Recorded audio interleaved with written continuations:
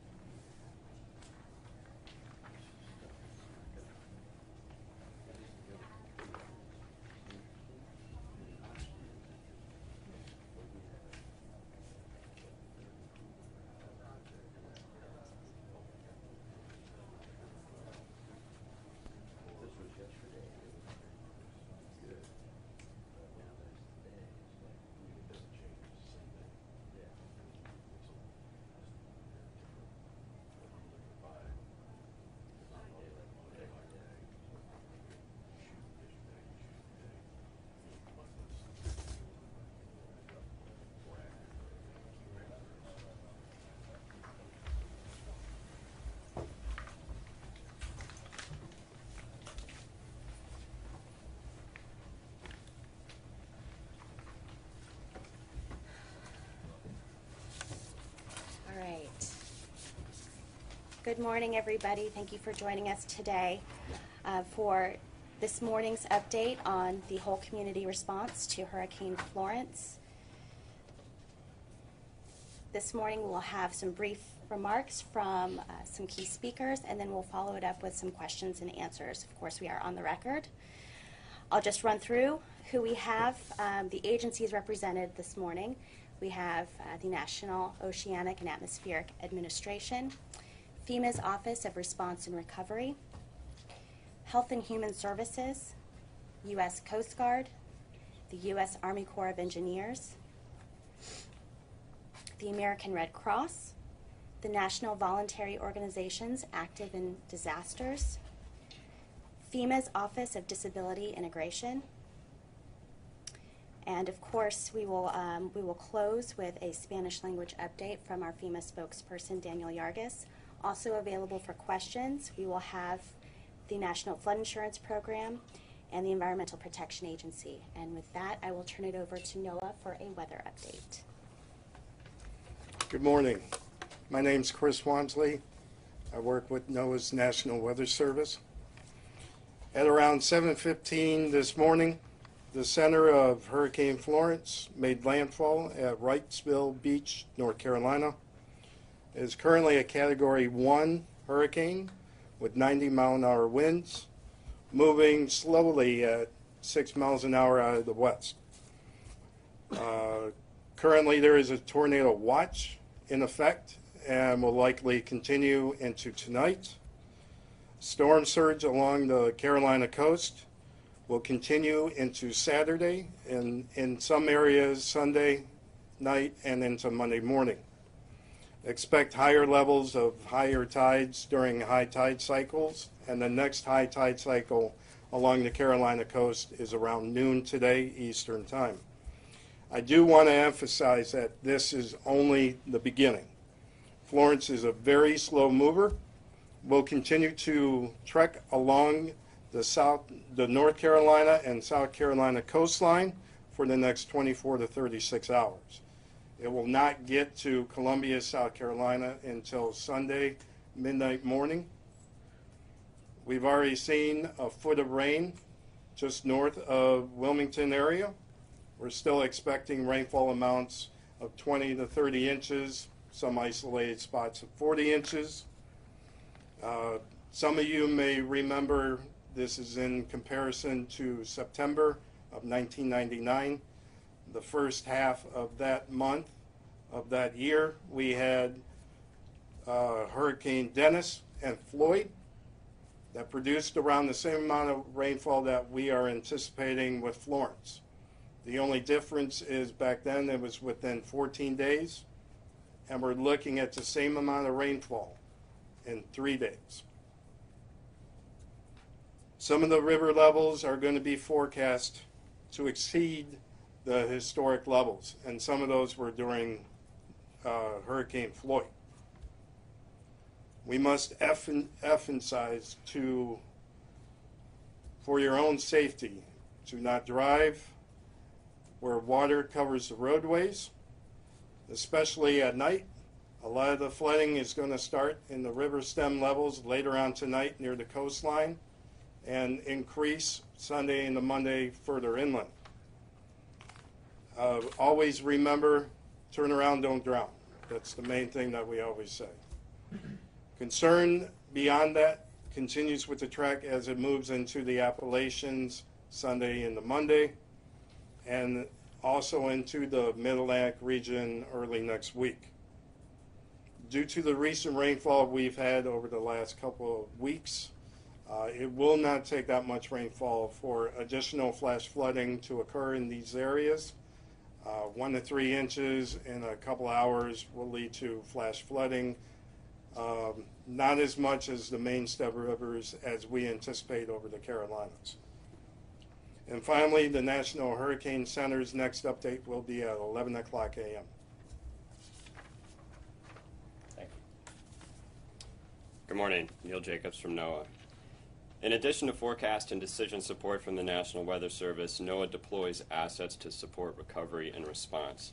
NOAA's navigation response teams are pre-staging to assist in reopening ports as soon as possible.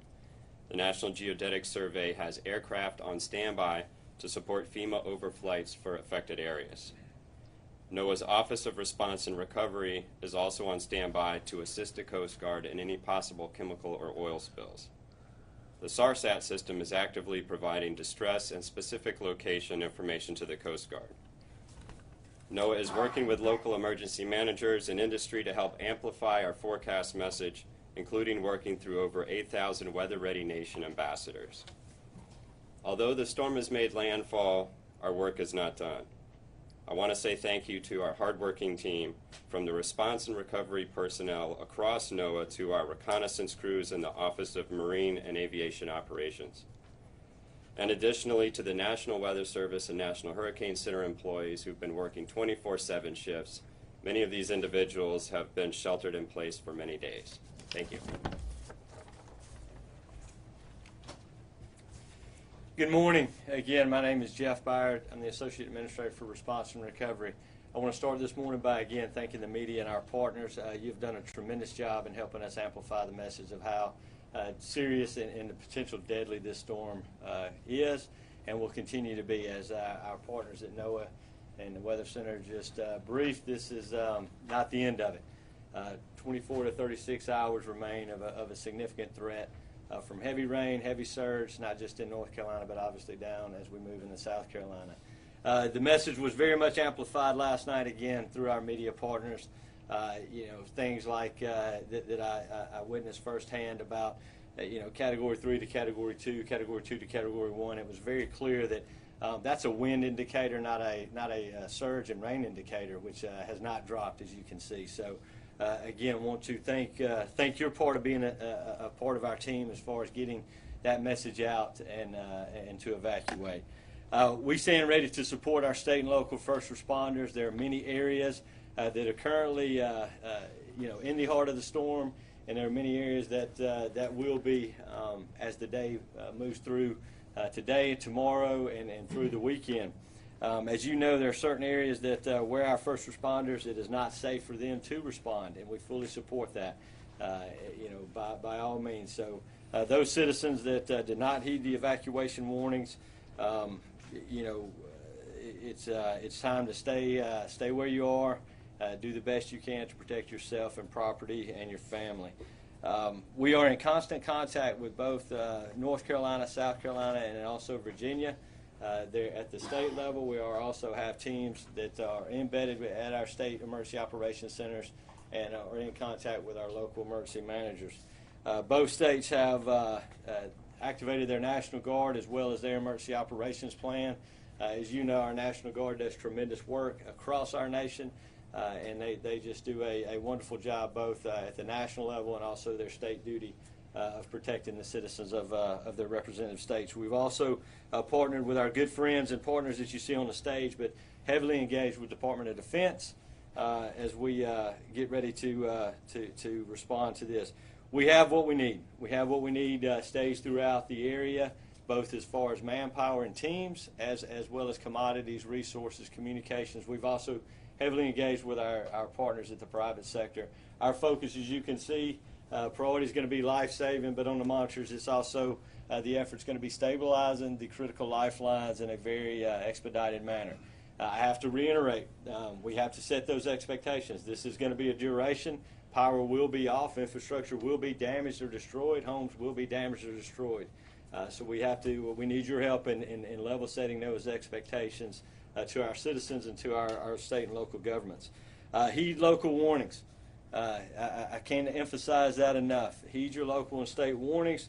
Protect yourself, protect your families. Don't put our first responders' lives in jeopardy. Do what you need to do as part of the team as well. And that message is to our citizens, both impacted currently and that will be impacted by the effects of Hurricane Florence.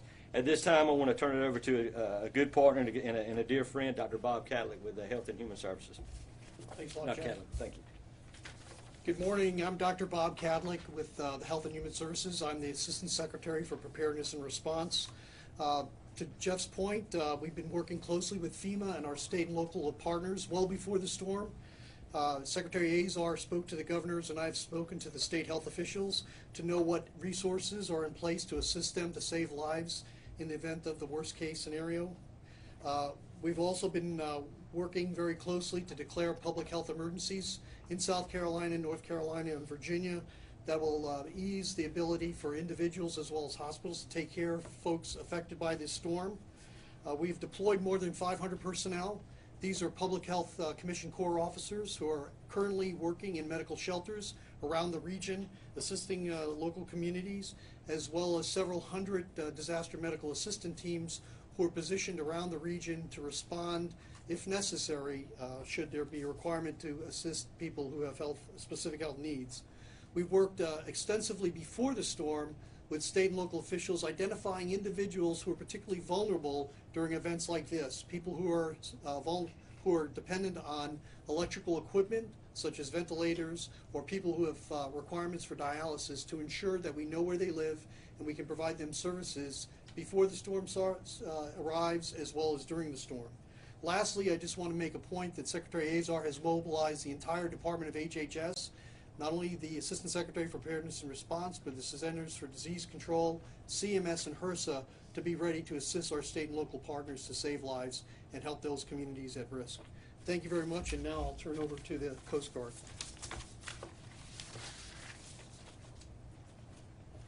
Thank you, sir. Good morning. My name's Rear Admiral Meredith Austin with the Coast Guard. The safety of the people in the hurricane's path, as well as our own members and their families, remain our top priority, and we're continuing to work in close concert with FEMA, Army Corps, and our other federal, state, local, and private sector partners. We have Coast Guard personnel embedded with FEMA, DoD, and state emergency management agencies to enable a coordinated whole-of-government response. The Coast Guard has positioned 40 aircraft immediately outside the storm's path, which is about 20% of the Coast Guard's total aviation assets, to be ready to begin search and rescue operations as soon as it is safe to do so. In addition, we have shallow water response boat teams and deployable specialized forces to provide law enforcement, maritime security, as well as oil and hazardous materials response teams to come in immediately once the storm passes. We have over 7,100 Coast Guard members involved in the response so far and are ready to flow in more resources and assets when needed. The ports of Wilmington and Morehead City in North Carolina and the Port of Virginia remain closed at this time. The Coast Guard and Army Corps, NOAA, and other port partners are prepared to restore port operations with assets that have already been pre-staged as soon as it is possible once the storm passes and it is safe to do so. For those of you in the path of the storm, we continue to urge you to stay off the water, as our SAR assets, as I mentioned before, are still degraded or unavailable until the winds die down to a safe level. One other thing is that social media is a poor distress calling system for a number of reasons. We can't stress strongly enough that people in distress need to call 911 able to do so. Some of the lessons we learned and incorporated during last year's hurricanes is the use of aggregate social media to find hotspots to know where to vector in resources. However, for one-on-one rescuing of personnel, it's not efficient enough, so please, we urge you to use 911 if possible. And finally, once the storm has passed, hazards may still be present. Stay in a safe location while the Coast Guard and other state and local authorities assess damage and disperse additional resources. Thank you.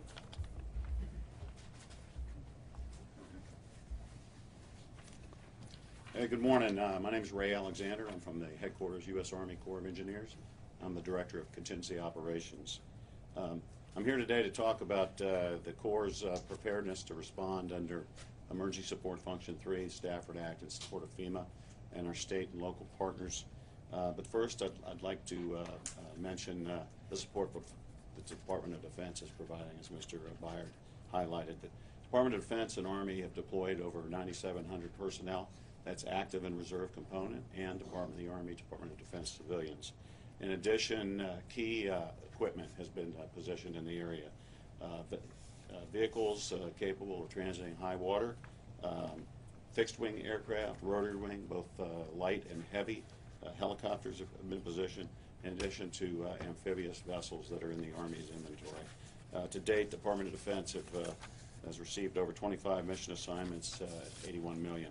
As far as the Corps is concerned, the Corps is in position and prepared to respond now.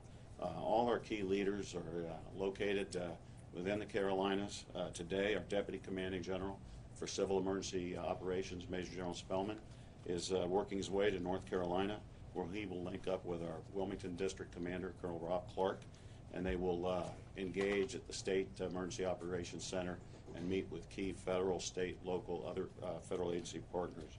In addition, Brigadier General Diana Holland from our South Atlantic Division, she will be forward as well in both South and North Carolina today.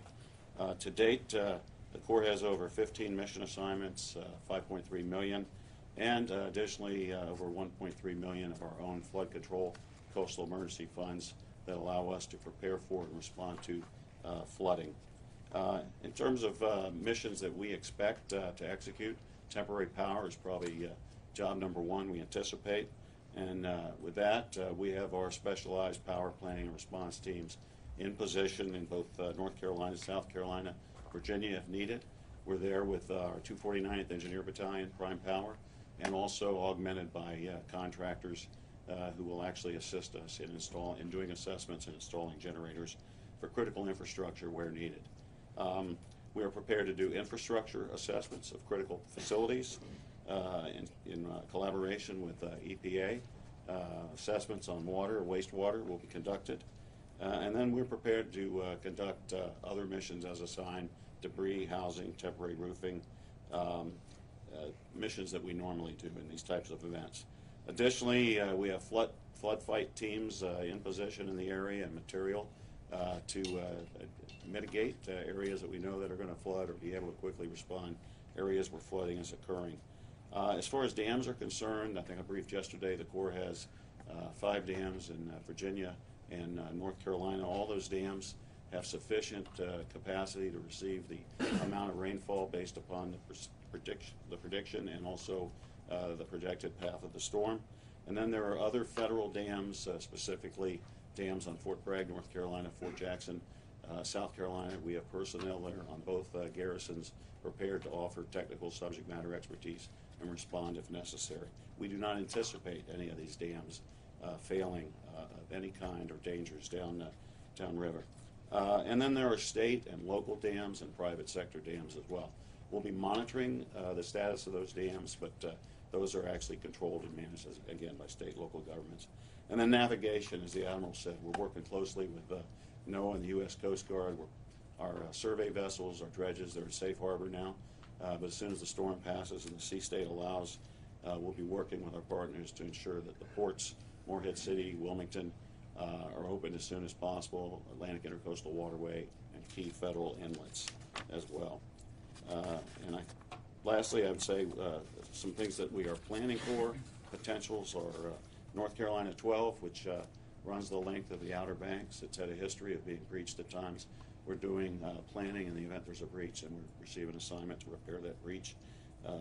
We're looking for the potential debris mission, however, debris in the form of livestock, specifically hogs in eastern Carolina.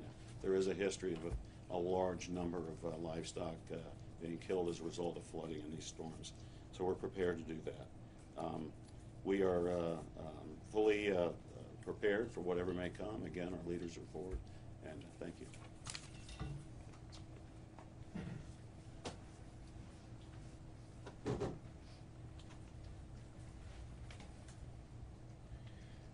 I'm Charlie English with the American Red Cross, and I'd like to highlight a family reunification website that we operate in case you have been separated from your family, or if you're concerned about whether your family is okay or not. And you can get to that Safe and Well website at redcross.org, and under the Get Help tab, it will direct you to where you can post a message about being safe and well in a certain location.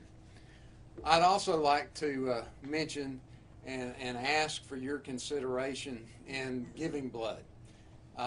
We've had to cancel over 130 blood drives in the impacted area, and you may be at home wanting to know what can you do to help. That's how you can help. So if you're in a non-impacted area, we would appreciate your consideration in giving blood. I'd also like to ask, we know we're going to need volunteers.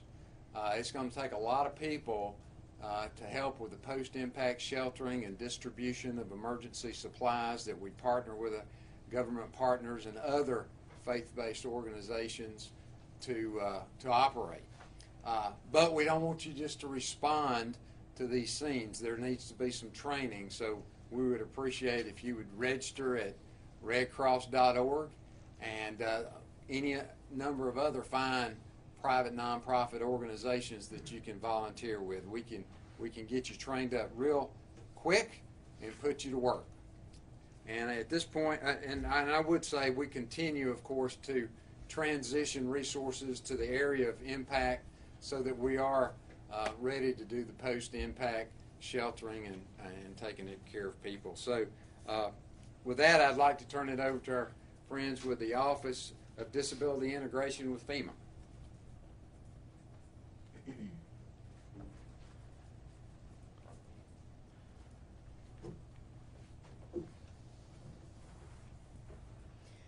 Good morning. Today, FEMA's Office of Disability Integration and Coordination remains focused on life safety for people with disabilities who've been impacted by Florence. Together with the Red Cross and HHS, we're watching New Bern very closely because that county has the highest population of people with disabilities in the impacted areas. North Carolina has requested 2 EMAC FAST teams. FAST teams are basically teams that go in to assess shelters to ensure that they can meet the needs of people with disabilities who are going to be there. They're using what's called the CMIST protocol, where they assess communication, maintaining health, independence, services and support, and transportation to ensure that the shelters have the capacity to serve the folks that with disabilities that will be staying there. The Office of Disability Integration and Coordination has deployed disability integration advisors to support Region 4, as well as the states of North and South Carolina. These disability integration advisors are on the ground to advise senior leadership on, to ensure decisions being made will consider the needs of and the impact on survivors with disabilities who've been impacted by Florence. The Office of Disability Integration and Coordination is leaning forward. We are not waiting for response to be over before we start looking at recovery. We are bringing together representatives from FEMA's Individual Assistance Branch, from the Office of Disability Integration and Coordination, and our partners at the Red Cross to plan for the best way to transition people with disabilities out of the shelters and back into independent living in their communities. Thank you.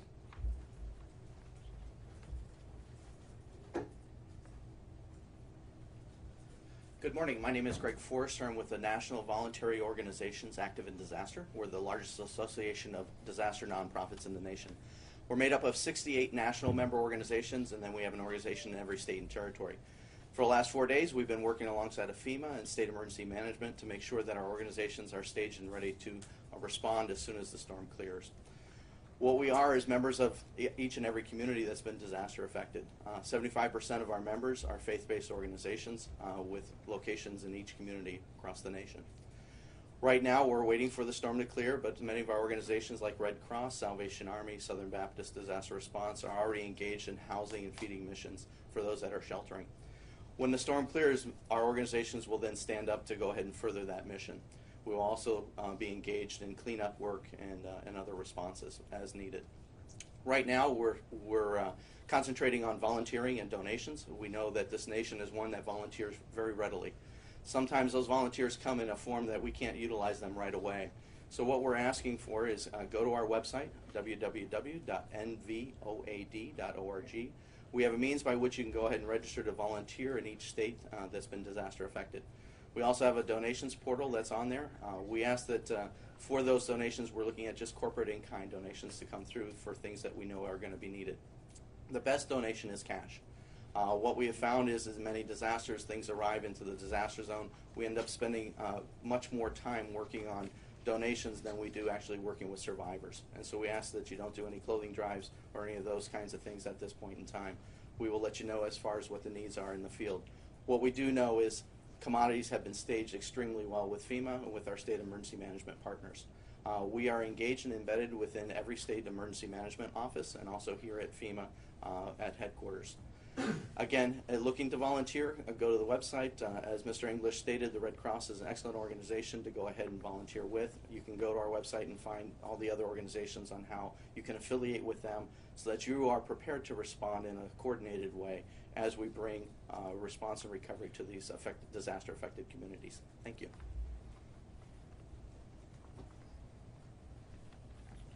Hola, buenos días. Soy Daniel Yargues, portavoz de FEMA. Queremos darle una actualización en español. La tormenta se movilizó en el norte de Carolina esta mañana a las 7 de la mañana con vientos de 90 millas por hora más o menos sostenidos y también moviéndose muy lentamente a 6 millas por hora, dejando mucha agua e inundaciones. Como lo dijo el señor Bayer, estamos apoyando a los rescatistas en las áreas afectadas, en Carolina del Norte, Carolina del Sur. Tenemos equipos de búsqueda y rescate y nuestra prioridad es salvar vidas. Es lo que queremos hacer y estamos trabajando muy duro con las autoridades locales y estatales para poder salvar vidas y que las personas estén sanas y a salvo. Bueno, también continúa nuestra coordinación con las autoridades locales y estatales, ya que tenemos equipos en los centros de operaciones de los estados de Carolina del Norte, Carolina del Sur y Virginia, también listos para apoyar con las necesidades que puedan tener los estados. Continuamos también la coordinación aquí en nuestras oficinas de Washington, D.C., en nuestro Centro de Operaciones Nacional y los centros de operaciones de la región 4 que están en Atlanta, y en la región 3 que están en Filadelfia también, y con equipos de la Guardia Nacional, ya que también ellos son un socio de nosotros, y también con equipos del Army y del Departamento de Defensa.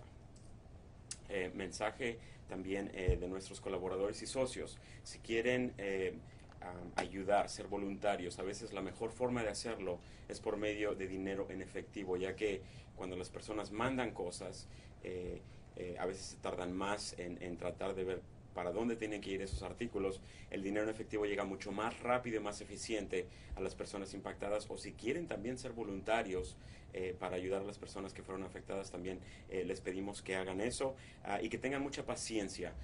A lo mejor no van a poder regresar a sus casas inmediatamente, les pedimos que tengan mucha paciencia y que continúen acatando las indicaciones de las autoridades locales y estatales de no regresar a casa si no es adecuado, porque puede ser también peligroso. Muchas gracias. We'll now open up for Q&A. As a reminder, please state your name and affiliation, and we'll limit it to one follow-up for time considerations. All right, yes, ma'am. Hi, I'm Heather Timmons from Courts. I think this might be a question for Rear Admiral Austin, but Great. there's a lot of social media, crowdsourced rescue websites and things. Many of them sprang up during Hurricane Harvey. They sometimes got there before the first responders could. These are registering people to do rescues again. I wonder if you could tell us about whether you think they're safe or effective, or you would recommend that people call out to them if 911 isn't working for them? And do they make their job harder to do in the long run? I mean, social media, I mean, it's the way a lot of people communicate. What we discovered last year, though, was that using social media as a tool to get calls for help to the people who are actually responding is a little problematic, because it's not secure. People's privacy is not necessarily considered. Unfortunately, we found that some unscrupulous people might take advantage of people because people now know that they're in a disaster area, and that they're vulnerable. So if that's the only way that people can reach, because they don't have phone for whatever reason, or they don't have electricity, then if people are able to call out to social media, friends see that or others see that, if they can then call 911 just to make sure it gets into the system, because it might not necessarily be the Coast Guard that's going to be the ones responding. If it goes to a 911 center, that call center is able to then dispatch the most appropriate and the closest and available asset to actually do that rescue. So that's why we, I understand people will sometimes use social media, but it's not very efficient in order for us to make sure that we get to the right people who are actually in distress. But if that's the only method they have, if people who see those messages can then contact 911, then we could be sure that they're entered into the system, so we're able to actually see that they're in need, and we're able to rescue them. And what about some of these civilian rescue networks? There's something called crowdsourced rescue, and right now they're registering people who want to do rescues. Is that effective? Do they get in your way? I don't know. Sure. Let me, to complement what the Admiral was saying, first and foremost, we don't want to have first responders in danger, and we don't want to have citizens in danger. Very admirable that our citizens, that's exactly what we've asked to do. We saw that in Harvey with the wonderful work that the Cajun Navy has done with neighbors helping neighbors. So, what we've done in conjunction with the Coast Guard and others, we also utilize crowdsourcing. We don't only utilize that from an external affairs part. We've operationalized our crowdsourcing capabilities within FEMA. And what does that mean? It means that we have those individuals on our operations floor, and what they've been able to do and what they will continue to do is look where needs are and make sure that we're communicating those pockets down. Again, I want to reiterate, we're not a 911. We're not designed to be a 911 service, nor should the FEMA at the headquarters level in Washington, D.C. be utilized as a 911 service. I don't think our locals on the coast would want D.C. Dispatching those 911 services. But what we are able to do with that is identify where those pockets are and make sure that we've got and can get that down not only to the Coast Guard but to our urban search and rescue teams that are embedded with our local first responders. And these are the best of the best. They train for this. Water can look, one way it's very deceiving. So, the last thing that we want to do is have, citizens helping citizens, and then that compound what our first responders have to go do. So, there's a lot of that. Social media has been a excellent tool, and we're incorporating that as part, not just at the federal level, but also in our state and local levels to understand that. So, I hope that answers your question. Yes, ma'am. Can you give us a number for how many SWIFT current search and rescue teams you have positioned, ready to help? It seems like, rising water is going to be the main concern of this storm. Yes, ma'am. That's a good question. We have over 1,100 federal urban search and rescue personnel dispatched throughout the 2 states, but that's just one resource. Our National Guards, our Department of Defense, we have high water vehicles and teams that are ready to go that can do water rescue. There's a big difference between, as you well know, swift water and just high water. So we have teams that can do that. We have our partners at the Coast Guard who lead that federal effort for coordination effort. Think about the amount of coordination it takes to have people on the water doing rescues, also wind safe to do so, our helicopters, our air rescues, not just from the Coast Guard, through National Guard and others. Again, the last thing we want to see is first responders' lives in danger trying to go save lives. So the Coast Guard heads that effort up. So we have a lot of resources available that's not just the urban search and rescue teams and when safe to do so, we'll do so. But we have adequate amount. We've really, put these teams out there. They're not only at the state level, they're all the way down to the local level. And this is what they do. These are firefighters, by day, so they understand the language of firefighters. And when we put them together, it's a very successful program. All right. Yes, ma'am. Hi, I'm Colleen Long from AP. Yes, ma'am. So, related to social media, I wanted to ask about the rumor page, the FEMA's rumor page, and sort of, are there any particular rumors that there's some on the website, but I wondered if this was the first time that had been created specifically for a natural disaster and to quash rumors, and then also, is there anything specific you wanted to make sure people didn't think were true? This morning, my husband and I were talking about sharks in in the water and stuff like that. Well, there are sharks in the water. That's not a rumor, but I don't think we have a Sharknado effect or anything like that. We're human, and we're human in a disaster. Rumors are going to be out there. People are going to see things that your adrenaline gets going. There's a number of things that do that. We do have the rumor page established at FEMA. A lot of our states and locals do the same thing. We want to get accurate information to our public. I mean, that's very, very important. And rumors, for the sake of rumors, they don't help things. That's not being a team player. That's just clouding, a bandwidth that we need to cut through additional, really BS to get through, and that's not needed. So, we also want information as much as we want to pass it. So I would encourage you to visit our rumor page on our website and others. But rumors are going to happen. We understand that. I've been through a lot of disasters, as many of my partners on the stage and downrange have, and we know that's going to happen. I'll come back to you. Yes, ma'am. Eva McKen, Spectrum News. I'm seeing comparisons, because this is a slow-moving weather event, to what happened in Houston.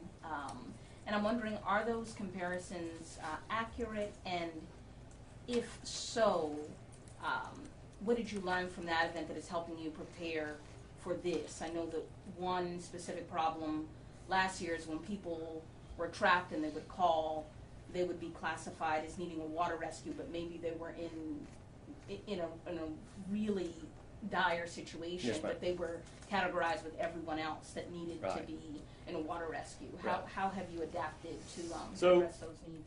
That is a good question to illustrate what we said before, that no two disasters are alike. The rain totals may be similar, but the terrain's definitely different from Houston, fourth largest urban center in our country, to the coastline and inland areas of North and South Carolina that is very populated but sparsely populated. It's not as urbanized, so there's just a different makeup as that. What I hope we've learned is my partner, Mr. Merstead, who manages our National Flood Insurance Program, I hope people have bought flood insurance because you're going to need it for this event, and it is going to flood. As far as how individuals are classified, that's a local and state question. We want to make sure that we've got the resources that they may need to support those rescues. Yes, ma'am. Question for Dr. Kadlec. What are some of the hazards that people currently in the impacted zone or people returning to the area should be keeping in mind? I know we're a couple days away from people being able to return, maybe for people who are there. Sure, a lot of people suffer a lot of injuries as a result in the cleanup that happens during storms, after storms, from fallen trees. There's always the risk of electrical power, electrocutions as a result of down power lines. So the key thing is individuals just really need to be cautious about how they re-entered an area, whether the officials have given them clearance to do so. And then, again, people who want to do it themselves need to make sure they have the proper equipment and safety equipment to ensure that they don't get hurt or injured. So those are very commonly the kinds of injuries. Longer term, there's always the risk of, let's say, fungal growths or something in hot, humid areas that can cause respiratory or exacerbation of respiratory illnesses. But there are a whole variety of injuries that can happen. I guess the key thing here is for people to kind of monitor themselves, their families, watch what they're doing, and listen to the officials in terms of when it's safe to return to their homes and to their local areas. All right. Any additional questions? Yes, sir. Hi, Ben Kessling from the Wall Street Journal. Can Yes, you just give a quick, another quick statistical update on casualties deaths? How many people, just sort of a top-line numbers of people affected at this point? Right. I wouldn't. I don't have any verified casualties. That would be best. A question for our state and local partners. As you know, FEMA. We don't verify casualties when it comes to that. But it's early. Hopefully, we prevent as many as we can through your good work of getting that message of evacuation out there. But that's a question that I would shift down to both North and South Carolina for there. Okay, and then a separate question. I know CBP officers are doing law enforcement assistance in the affected areas. I think ICE officials are also down there. Has there been a blanket order come down from DHS, Justice Department, etc., that says that undocumented immigrants will not be arrested, will not be taken into custody, that they don't have to worry about coming to shelters? At what level have those directives been given, if they have been? I'm not aware of any directives in either way. I can speak on the authorities that FEMA has, and under our Stafford Act, we can provide that immediate assistance to any human that needs it. So is there? That means that there are no guarantees that undocumented immigrants will not be taken into custody, arrested, face deportation if they go to. I'm not going to say. I'm not going to use the terminology guarantee. What I'm going to say is we're going to help any human that needs help in this situation. For your specific questions, that would be best directed to the department, or we can get with external affairs to do that, because I don't want to speak on orders, directives that I've not seen. So there's no kind of cross departmental coordination on this. So the cross-departmental coordination on this is about saving lives for Florence, and there's a good cross-department coordination. We are, and not just cross-department, as you can see up here, cross-agency. So that's our focus. And again, any other questions on that, I would ask that you ask for them. That's understandable. The cross-department focus is to save lives. There's also people out there who are concerned that if they go. If you have a need, let me make this clear. If you have a need or your life's in danger, please seek help. And you're a human being, please seek help. But FEMA can't say that they won't be taken into custody. FEMA does not take anybody into custody. So did I have any other questions? I think I've answered that one pretty well. So, anybody got anything else? Thank you again for your voice. Appreciate it. Thank you, everybody, for joining us today. We will have an additional update today telephonically at 3:15. And we do anticipate keeping this pace through the weekend with a 9:15 morning brief. Thank you all for your support. As always, download the FEMA app and stay updated with information, and please stay safe.